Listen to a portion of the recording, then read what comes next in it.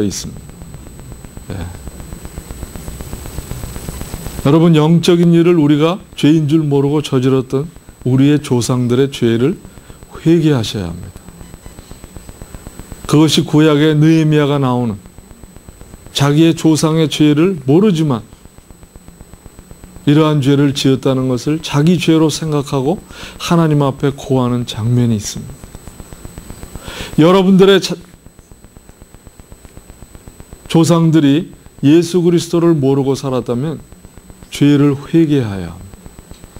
이것이 성경이 가르치는 원칙입니다. 자, 우리에게 영혼을 사모하는 마음을 주었기 때문에 무언가 찾으려고 하는데 그것이 유일신인 하나님을 찾고자 하는 그 방향 제시를 못해준 결과입니다. 예수 그리스도를 믿는 집안이라면 자녀들에게 하나님을 믿어라는 것을 확실히 가르쳐 줄 수가 있지만, 하나님을 모르던 세대였다면 무작정 빌어야 되는 것을 가르쳐 준 현실이 우리나라의 토착 문화입니다. 그거를 우리는 소위 무속신앙이라고 말씀을 드려요. 그 위에 유교가 들어왔고 불교가 들어왔고 그 다음에 기독교가 왔습니다.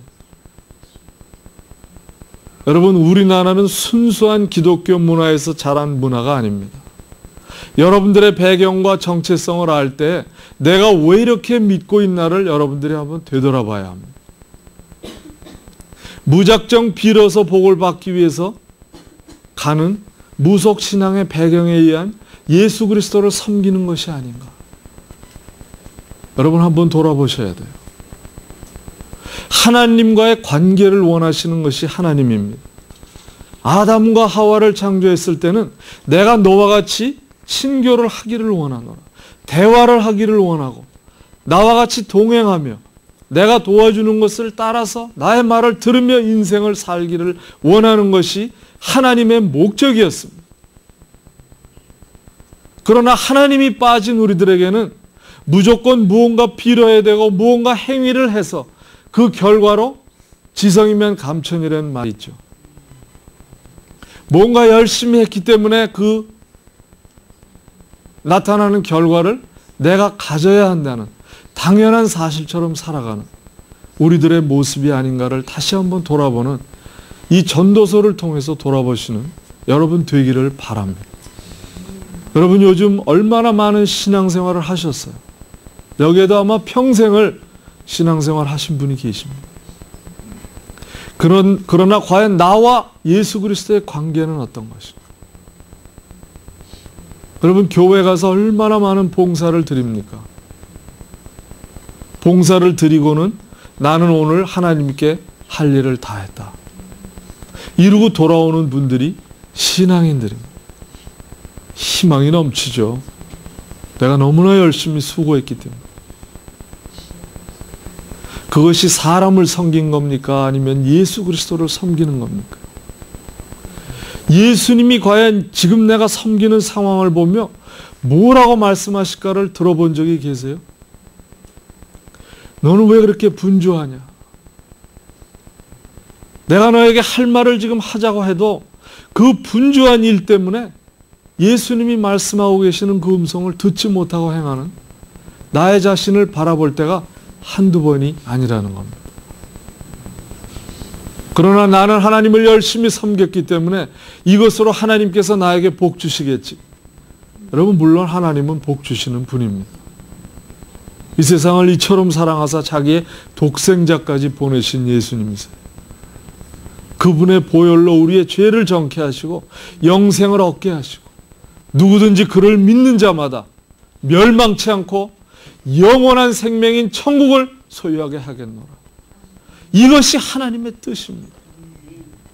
과연 내가 하나님의 뜻을 알며 신앙생활을 하고 있는 것인가? 여러분, 이렇게 하나님의 안에 있다가 하나님을 떠나보니까 마치 내가 때를 아는 것 같이 살았다는 것을 증거하는 것이 솔로몬의 간증입니다. 이것이 다 내 때인 줄 알고 행했다 이겁니다. 나에게 주어진 100세라면 100년 안에 모든 것을 내가 이루고 모든 것을 해보고 싶은 것을 해보면서 내가 때인 줄, 이것이 다 나의 때인 줄 알고 착각하고 살았더니 결국은 당면하는 문제가 있었는데 떠날 때가 있더라는 겁니다. 자, 그것을 깨달았을 때 인생을 회고해 보기 시작했어요. 왜 내가 이렇게 수고를 하며 살아왔는가? 무엇 때문에 이렇게? 내 자식 때문인가? 내 남편과 내 아내 때문인가? 내 자신의 명예를 위해서인가? 도대체 무엇 때문에 이렇게 수고하고 땀을 흘리고 싸우고 좋은 말은 한 번도 못 해보고 늘 여기 뚜껑이 열려서 그냥 부어대기만 하고 왜 이렇게 살았을까? 여러분, 성경에는 없어요. 또 성경에 있다고 착각하고 듣지 마세요. 그러나 솔로몬의 배경을 보면 여자가 1000명이었습니다. 여러분, 여기 남자분들 한 분을 섬기기도 얼마나 역부족이에요. 솔로몬은 1000명을 섬겼습니다. 대단한 사람이에요. 네, 그거 하나에도 머리가 숙여집니다. 한 사람을 인내하기도 그렇게 힘든데 1000명을 인내하자면 아마 머리가 20세 때 허해지지 않았을까? 40세가 되면 다 빠지지 않았을까? 공상을 해봅니다. 얼마나 사람에 시달리며 평생을 지냈던 사람입니다. 자, 이제 해본 걸 다 해보고 와보니까 아, 내가 왜 이렇게 수고를 했는가? 하나님이 주셨다는 거예요. 그것이 죄에 대한 결과였구나. 이제 그것을 여기서 깨닫습니다. 그래서 12절의 결론이 사람이 사는 동안에 기뻐하며 선을 행하는 것보다 나은 것이 없는 줄 내가 알았고 사람마다 먹고 마시고 수고함으로 낙을 누리는 것이 하나님의 선물인 줄을 또한 알았느니라. 여러분, 이해가 되시죠? 뭐 때문에 이렇게 수고를 했는가? 정말 인생은 허무했구나. 여러분, 이러한 시점이 없으셨어요? 인생 가운데? 한번 뒤돌아보시면 내가 무엇을 성취하고자 이렇게 열심히 달려왔는가? 그러나 결국 내가 성취한 것이 있었던가? 결론들은 없었다는 겁니다. 무엇을 위해서 살았는가? 내 자신을 위해서 수고했다고 살았는데 그 수고한 것은 결국 하나님이 우리에게 주신 죄의 결과라는 것을 깨닫고 나니까 이제는 하루하루를 먹고 마시고 나에게 허락된 복을 누리며 살아가는 것이 하나님 안에서 선을 행하고 어떻게 하면 좋은 말을 하며 많은 사람들에게 하나님의 은혜를 끼치고 보여주고 위로하며 그들을 격려하고 사는 것이 정말 진정한 복이었구나 하는 것을 깨달을 때 이것이 하나님으로부터 온 것이 아니라면 내가 할 수 없다는 것을 다시 한번 깨달으면서 하는 말이 하나님의 선물인 줄을 내가 알았다는 겁니다. 자, 그렇다고 거기서 인생이 끝나는 게 아니죠. 쭉 나가면서 결론을 뭐로 지으세요?